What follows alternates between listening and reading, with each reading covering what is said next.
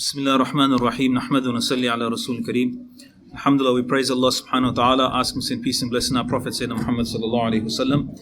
This is a short chapter, only about 2 pages, on knowing, do the dead know of the condition of what's happening around them at the time of burial and before burial? Are they aware of what's happening around them? Meaning that while they're still in this world, are they aware of what's happening around them?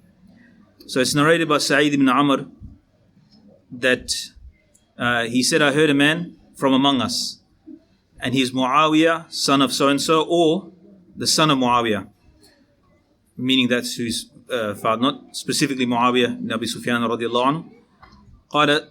And he said, I heard Abu Sayyid al-Khudri radiallahu anhu, that he narrated from Nabi sallallahu alayhi wa sallam that indeed the dead person knows, he recognizes who's washing him. And he recognizes who's giving him the kafan, the shroud. And he recognizes who's lowering him into the grave. Ibn Umar, he was in the majlis. And he said to him, Mimman sami'ata hada, who did you hear this from? So I said that from Abu Sayyid al-Khudri. So Ibn Umar radiallahu anhu went to Abu Sayyid al-Khudri and he said, who did you hear this from? And he said, I heard it from Rasulullah sallallahu alayhi wa sallam. And Imam Ahmad rahimahullah has narrated this narration. Ibn Abi Dunya in his book Al-Manamat, he has narrated with a chain narration from Salim bin Abi Ja'ad. And he narrates that Hudhayfa radiallahu anhu said, the soul is in the hand of an angel when the body is being washed, and the angel walks with the person, the soul of the person, until to the grave. In another narration, Abdurrahman ibn Layla has narrated that the ruh, the soul, is in the hand of an angel. He walks with it with the janazah, because the soul is out of the body. And it walks, takes it by the hand, and it says, the angel says to the ruh, listen to what is being said about you. And when the body arrives at the grave, it's buried, it goes in the grave with him. It's narrated by Mujahid, the student of Ibn Abbas radiallahu anhu, tabi'in. When a person dies, the angel that takes the soul out, and it stays with the person.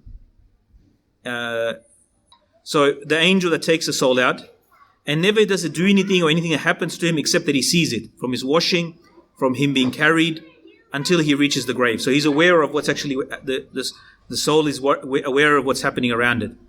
Bakr al-Muzani has narrated that he has reached me that the dead, never is a person that dies except that his soul is taken in by an angel in its hand, and when he's washed and his shroud is done, the coffin is done, he can see what his family is doing, but he's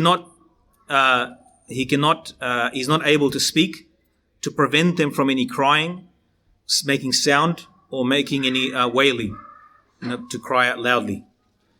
In other narrations mention that Sufyan Thawri, he washed the son. Ibn Samak said that Sufyan Thawri radiallahu rahimahullah, he washed my father, did the ghusl for my father when he passed away.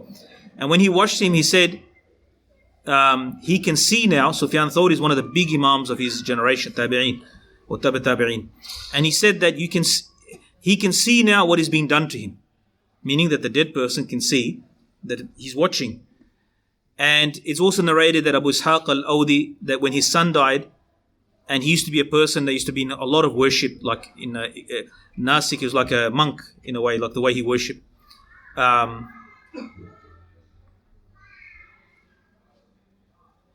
he said that some of our friends said, I saw him in a dream, and he goes, did you see how beautifully they covered me, and how nicely?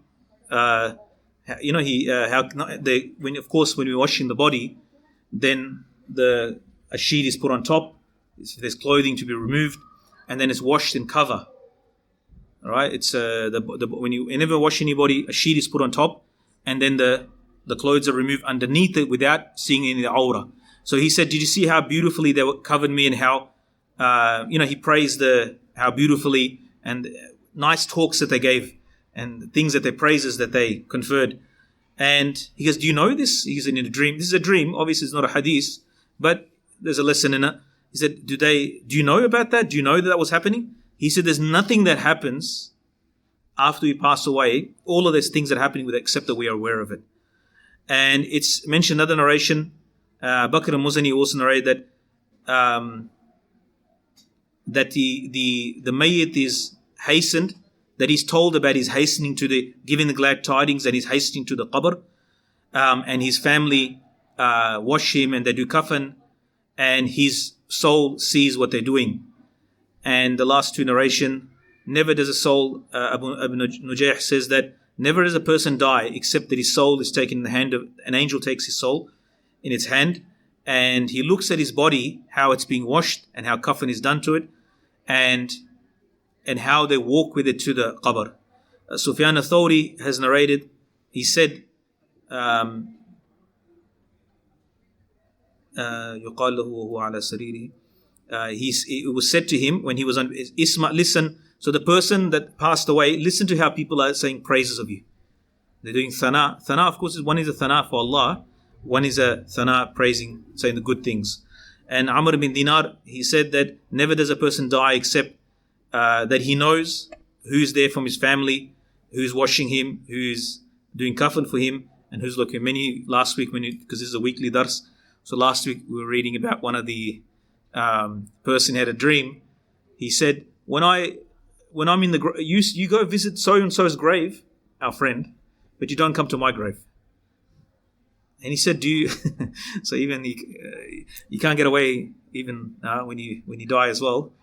He said, I see you. He said, you see us? He goes, yeah, like you look at water inside a glass.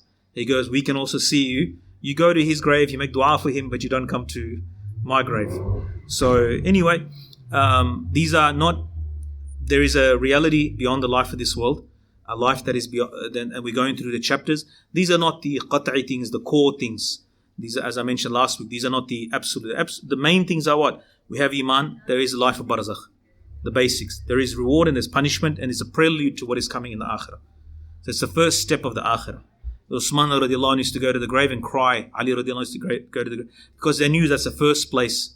So of akhirah, basically the first step. It's between akhirah and this dunya, but it's like we've left this world already, and it's whatever happened in akhirah will be what will happen.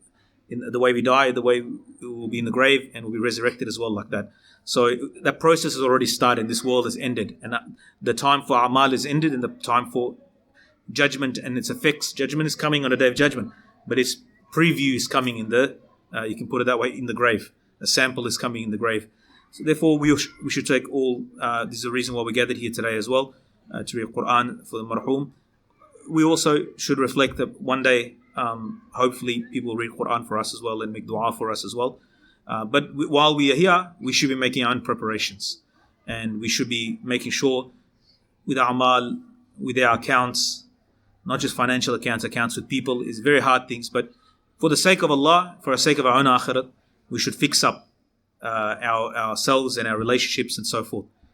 Else, one sickness is enough. As Hazrat Lahori rahmatullah alayhi said, Mawlana Ahmad Lahori rahmatullah alayhi is the Shaykh al-Tafsir. He say that one sin is enough. One of these sickness of the heart is to destroy a person's. Is enough to destroy them. Kibr, takabbur is one thing. Ujub, self-conceit is one thing. Hasad is one thing. Each one of them is a major sin. One is enough to make the grave a pit of hell. One of these is enough. And we may be suffering for 10 or 20 of them. So therefore, our own islah, the immediateness of our own islah should be in front of us, always. May Allah subhanahu wa ta'ala give us understanding and tawfiq to practice. Jazakumullah khair. Subhanallah bihamdi. Subhanakallah bihamdika. Nashhadu an la ilaha illa anta nastaghfiruka wa atubu ilayk. Subhana rabbika rabbil izzati amma yasifun. Wa salamun ala al-mursalin.